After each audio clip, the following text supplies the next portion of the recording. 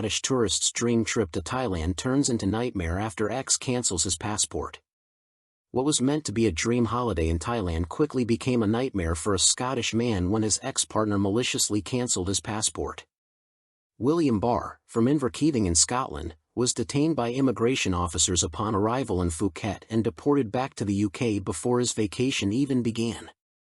I handed over my passport and was stunned when the Thai officer told me it had been reported stolen. Suddenly everything spiraled out of control. I was locked in a cell for 10 hours without knowing what was happening. They treated me like a criminal, and I was terrified I might never get home, he recalled. Barr had flown from Edinburgh with a friend via Qatar Airways, transiting in Doha before heading to Phuket. But at immigration, his passport triggered an alert in the system. He was detained, his luggage seized for hours, and later forced to pay 3,000 baht, around €80, before being escorted onto a flight back to Doha. I was marched through the airport by two men in suits, with everyone staring at me as if I were a criminal. I boarded first, was the last to disembark, and didn't see my passport again until I landed in Edinburgh, where it was confiscated permanently, he said. Scottish police later confirmed that his passport had been reported lost on October 1, triggering an investigation. The shocking truth emerged when his ex-girlfriend, Rosie Wood, 31, admitted to fraudulently reporting his passport lost in a fit of anger. She confessed in court that she had wanted to ruin his trip after he planned a sunny getaway without her. At Dunfermline Sheriff Court, Wood admitted causing Barr distress, inconvenience, and unnecessary anxiety. Prosecutors traced the fraudulent report to her internet account, directly linking her to the act. She later told investigators she acted because he had left his children and admitted she was furious. Although she realized it was stupid, she claimed she couldn't undo the damage.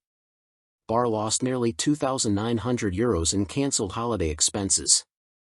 The sheriff described the case as serious, sentencing Wood to 12 months of supervision and 167 hours of community service. Due to her financial difficulties, compensation was capped at €577. The case highlights how personal vendettas can escalate into serious legal consequences, and how strict Thai immigration controls can derail an entire journey with a single fraudulent report. National survey in Thailand reveals alarming rise of vaping among youth. A nationwide survey has exposed a disturbing trend in Thailand. More children and teenagers are turning to e-cigarettes, with some starting as young as 6 years old. Thailand has banned the sale, import, and use of e-cigarettes since 2014. Violators face heavy fines and even prison sentences. Despite this, vaping remains widespread among locals and tourists, often seen as a safer alternative to traditional cigarettes. A thriving black market and social media promotion continue to fuel the trend among the youth. The Department of Health Service Support, DHSS, conducted an online survey earlier this year with 40,344 young participants. Results revealed that the youngest reported user was just 6, while the average starting age was 13. Data showed that 37.62% of users were aged 19 to 25, 29.26% were 16 to 18, and 22.39% were 13 to 15.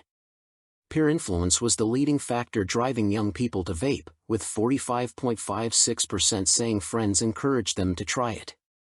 Social media also plays a major role. Facebook accounted for 27.88% of exposure to vaping ads, closely followed by TikTok at 27.6%.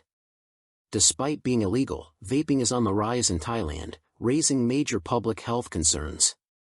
Authorities warn that stronger prevention campaigns and awareness efforts are urgently needed to counter this growing phenomenon. Thai government supports research into kratom-based pain relief spray.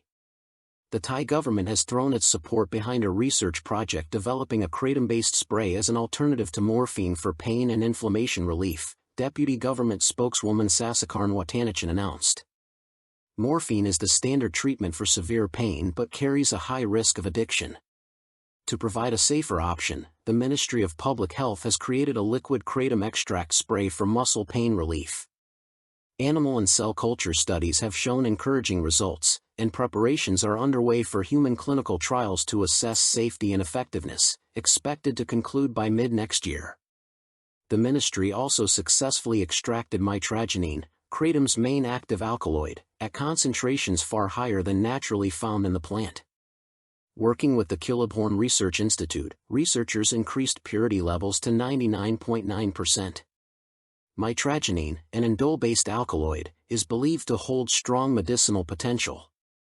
The government plans to expand kratom research, including developing oral treatments for cancer patients.